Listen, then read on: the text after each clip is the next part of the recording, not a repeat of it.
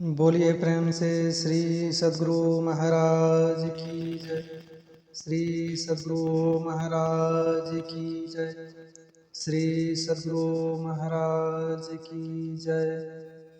शरीर के सुखों में लिप्त होना मामूली स्वभाव है। बंदों गुरुपद कंज कृपा सिंधु नर रूप हरि महामोहतम पुण्य जासु वचन रवि करण कर। प्यारे लोगों, ये यद्यपि शरीर बहुत प्यारा होता है और सुंदर भी होता है, फिर भी यह अवश्य ही छूट जाता है और इसके हाड़ मांस अलग अलग हो जाते हैं या जल जाते हैं। संतों का उपदेश है, ऐसे शरीर में आसक्त मत हो। शरीर में आसक्त ना होने का मतलब है कि शरीर सुख में लिप्त मत हो, में आसक्त मत हो। शरीर में आसक्त न होने का मतलब है कि शरीर सुख में लिप्त मत हो। शरीर बनता है और बिगड़ता है। संसार में यह उत्पन्न होता है, देखा जाता है और फिर नहीं देखा जाता है।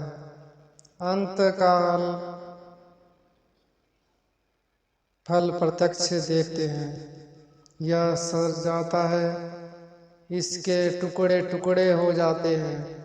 जला देने से यह भस्म हो जाता है, किंतु इसमें जो रहता था वह जलता और सड़ता नहीं है। वह जलने सड़ने से बचा रहता है। इस शरीर को छोड़कर जब वह चला गया, तभी यह शरीर जला और सड़ा। कितनी बार ऐसा हुआ, इसका ठिकाना नहीं है।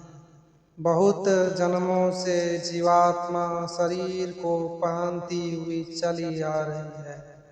जैसे आप अपने जीवन में कितने कपड़ों को बदल देते हैं, पुराने कपड़े भी बिगड़कर खराब हो जाते हैं और छोड़ दिए जाते हैं। उसी तरह जीवात्मा शरीरों को पहनती है और छोड़ती है। इसीलिए शरीर के सुख में आसक्त होना दानवीय स्वभाव है और शरीर को अनित्य समझकर, इसके सुख को नाशवान समझकर उसमें आसक्त न होना दैवीय स्वभाव है। उपनिषद कथा है, देवताओं के राजा इंद्र और दानवों के राजा विरोचन ने आपस में आत्मज्ञान प्राप्त करने की बातचीत की। दोनों मिलकर ब्रह्मा के पास गए और उनसे आत्मज्ञान प्राप्त करने की प्रार्थना की। ब्रह्मा ने उन दोनों को कहा कि इस 30 वर्ष तक ब्रह्मचर्य का पालन कर मेरे पास आओ, तब बताऊंगा। दोनों 30 वर्ष तक ब्रह्मचर्य का पालन कर ब्रह्मा के पास गए।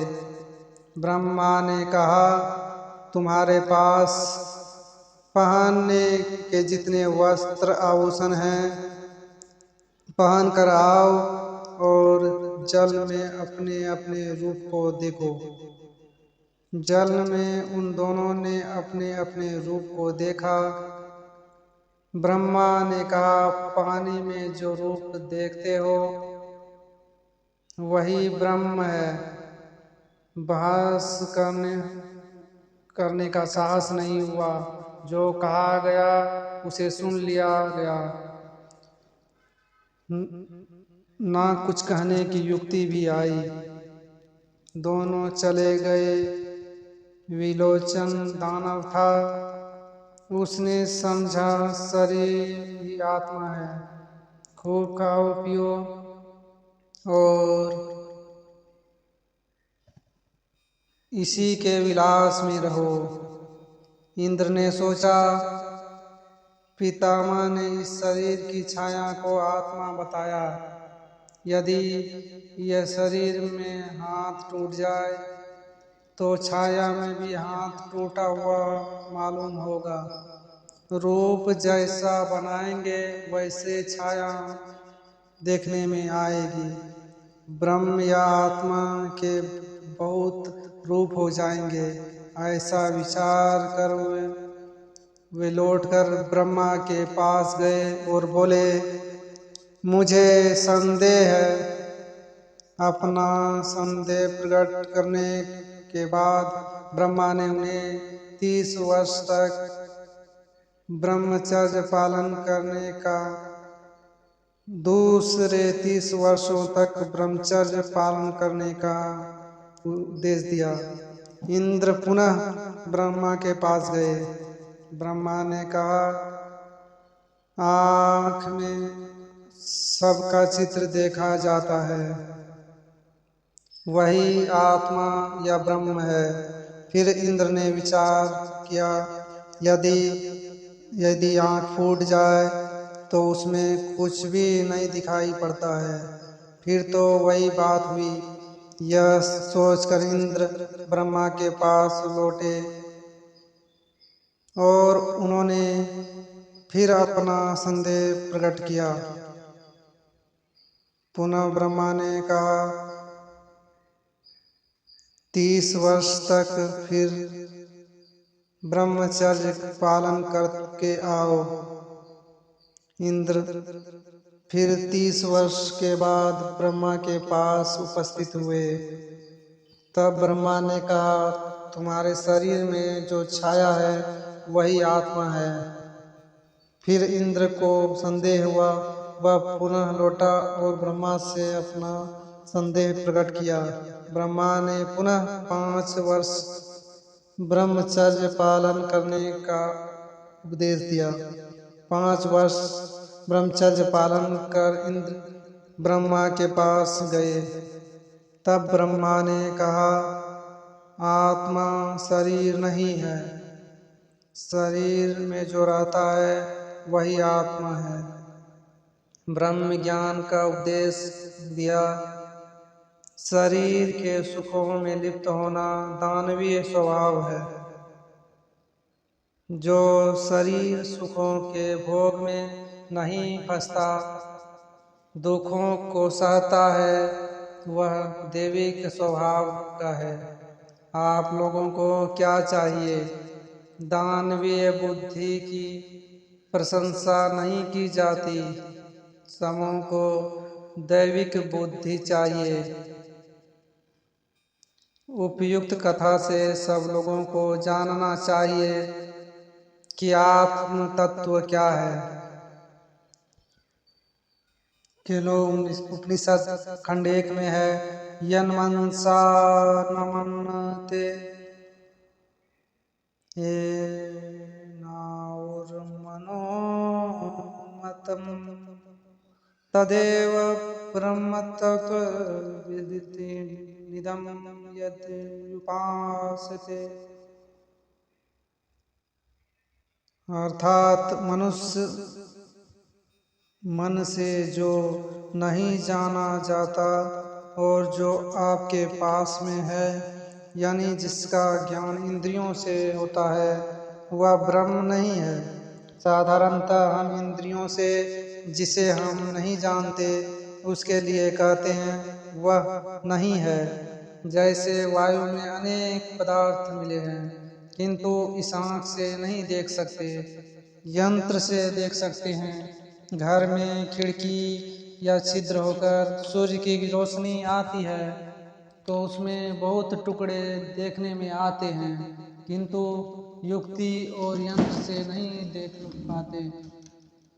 केवल हवा है ऐसा कहते हैं, उसमें और क्या है यह नहीं जानते। कैसा भी सुंदर और पवित्र शरीर क्यों ना हो जिसको हम प्रणाम करते हैं, किंतु यह शरीर परमात्मा या ब्रह्म नहीं है, चाहे वह ब्रह्म इष्ट का या गुरु आदि का क्यों ना हो। कोई भी इंद्रिय भूचक पदार्थ ब्रह्म नहीं हो सकता। इस तरह से आपका यह शरीर इंद्रिय गोचर है, अति ब्रह्म नहीं है। कोई भी शरीर पवित्र या पवित्र, सुंदर या असुंदर, जिस शरीर से अद्भुत कार्य क्यों न होता हो, चमकीला हो, दिव्य हो, फिर भी वह परमात्मा नहीं है। वह परमात्मा की माया है। इंद्रिय गोचर पदार्थ निर्माया ईश्वर नहीं है। गोस्वामी तुलसीदास जी ने बड़ा अच्छा कहा है, गो गोचर जहाँ लगी मन जाई, सो सब माया जानहु भाई। रामचरितमानस। इस कसौटी पर कसिए तो जो मन से या इंद्रियों से जानते हैं वह माया है। जो बदलता जाए, एक तरह नहीं रहे, वह माया है। जो किसी प्रकार के ब्रह्मवश मालूम हो परंतु यथार्थ वैसा नहीं हो, वह माया है। जैसे धुंधली रोशनी में रस्सी को सांप समझने का भ्रम होता है, उसको देखकर लोग डर जाते हैं, लेकिन वह सांप नहीं है, माया है। माया को भ्रम भी कहते हैं। सीपी में सूर्य की किरणें लगने से चांदी सी बास आती है, लेकिन वह चांदी नहीं है, उसी को माया कहते हैं। हमारा शरीर मांस पिंड था, वह फिर बच्चा, जवान और बूढ़ा हुआ, यह माया है। एक वृक्ष कभी अंकुर था, वह बढ़ा, फूला, फिर सूख गया, यह माया है। इस प्रकार सब इंद्रिय गोचर पदार्थ सत्य ब्रह्म परमात्मा नहीं है, माया है। केलोपनिषद खंड 2 में लिखा है, ये चेद मेदि ददर मस्तिति नैच वेदिम अति विनस्ति भूतेषु भूतेषु विचित्य धीरा विद्यास्माका मृता भवन्ति। अर्थात इस जन्म में अगर ब्रह्म को जन्म जान लिया तो बहुत ठीक है, नहीं तो बड़ी भारी हानि होगी।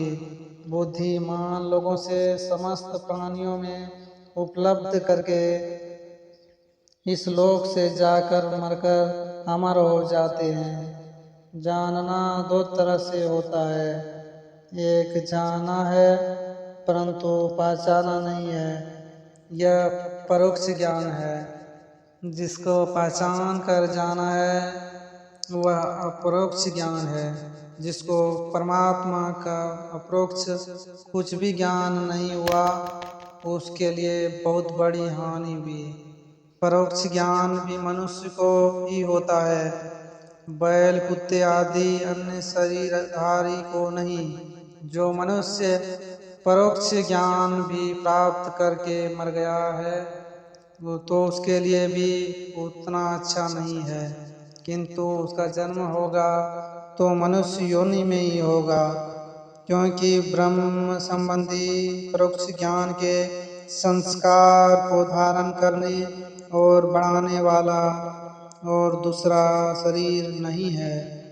एक वृक्ष के अंकुर के लिए यदि उसे ठीक हवा, प्रकाश और अवकाश न हो तो वह अंकुर ठीक ठीक नहीं बढ़ सकता, किंतु जहाँ ये सब चीज़ें हैं वहाँ अंकुर बढ़ते बढ़ते वृक्ष होगा। उसी प्रकार मनुष्य शरीर के अतिरिक्त दूसरा अनुकूल शरीर नहीं है जिसमें यह संस्कार बढ़े। इसीलिए मनुष्य देह में जब यह बीज उगेगा तब वह ब्रह्म ज्ञान संबंधी संस्कार पुनर्रूप से उन्नत दशा को प्राप्त होगा।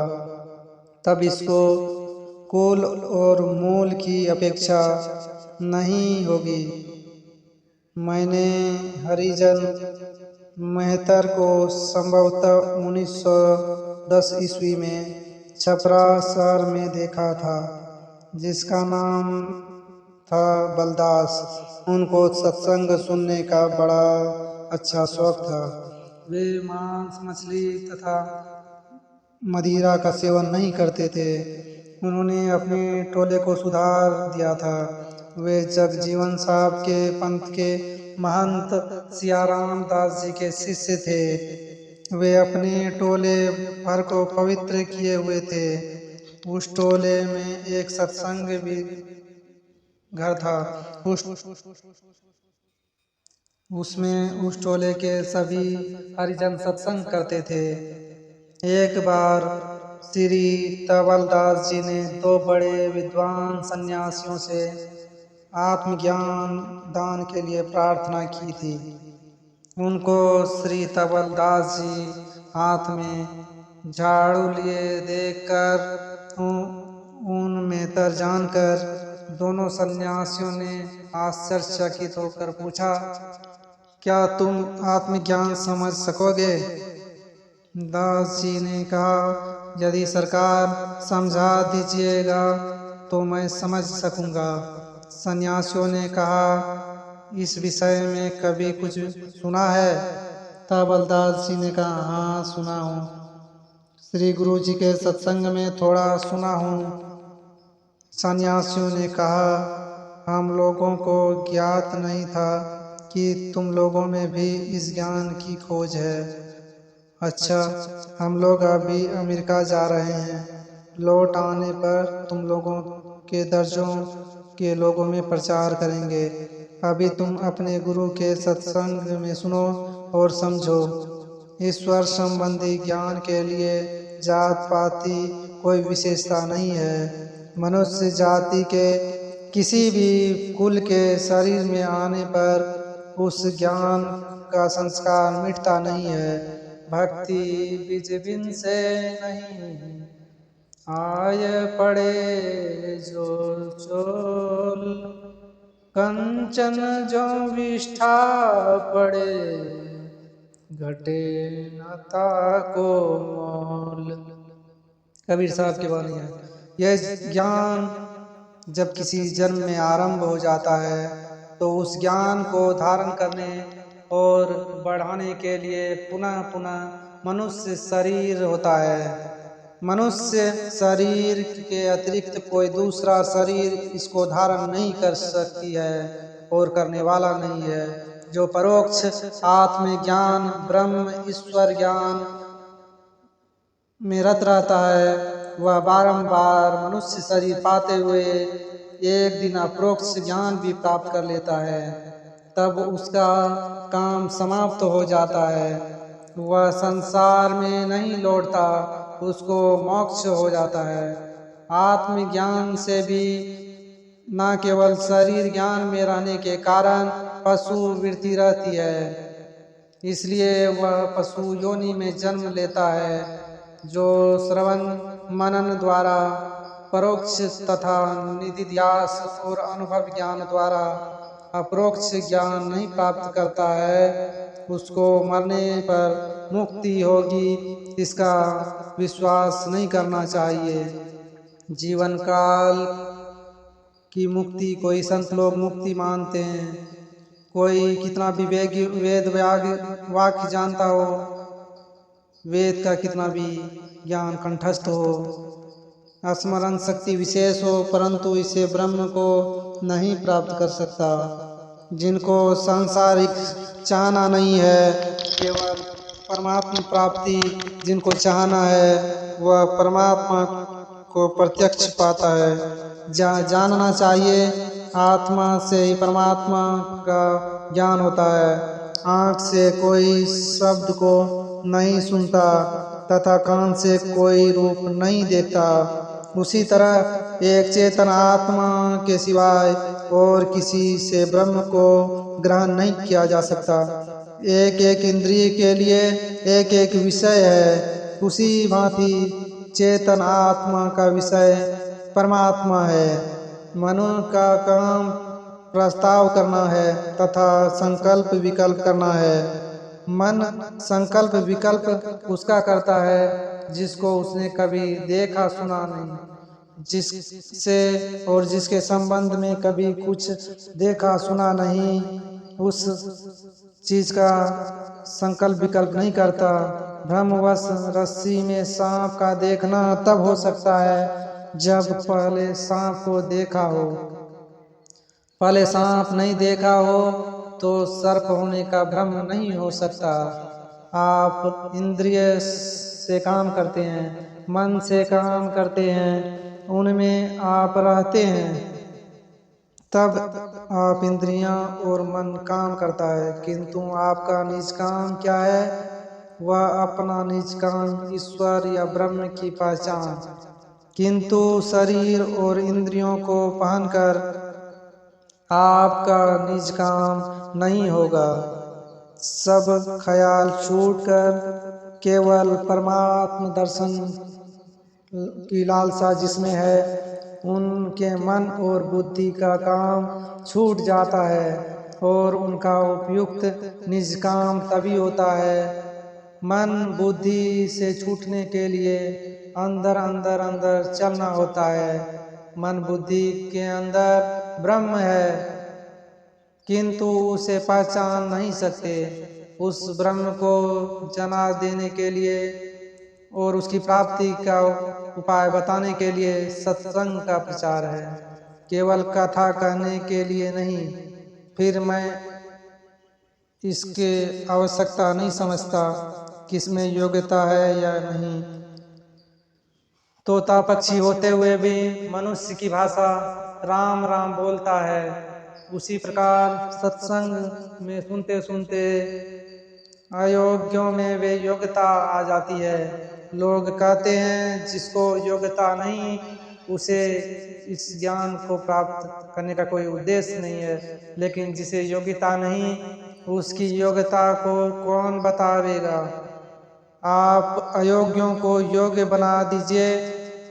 पलटूं चीज जाति का, मत कोई करे अहंकार।